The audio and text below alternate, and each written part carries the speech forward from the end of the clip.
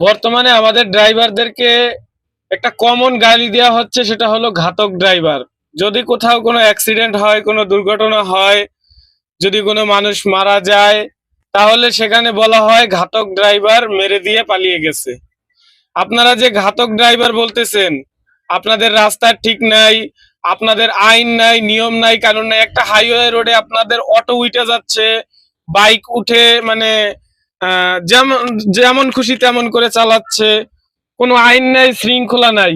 এখানে একটা অ্যাক্সিডেন্ট হলে শুধু ড্রাইভারের দোষ না, কিন্তু আপনারা প্রত্যেকটা নিউজ চ্যানেলে যখন একটা অ্যাক্সিডেন্টের হেডলাইন দেওয়া হয়, তখন বলা হয় ঘাতক ড্রাইভার 5 জনকে মেরে পালিয়ে গেছে, ঘাতক ড্রাইভার একটা ইজি বাইকে ধাক্কা দিয়ে পালিয়ে গেছে। আপনাদের মহাসড়ক গুলোতে ইজি বাইক উঠার পারমিশন আপনারা কিভাবে দিলেন?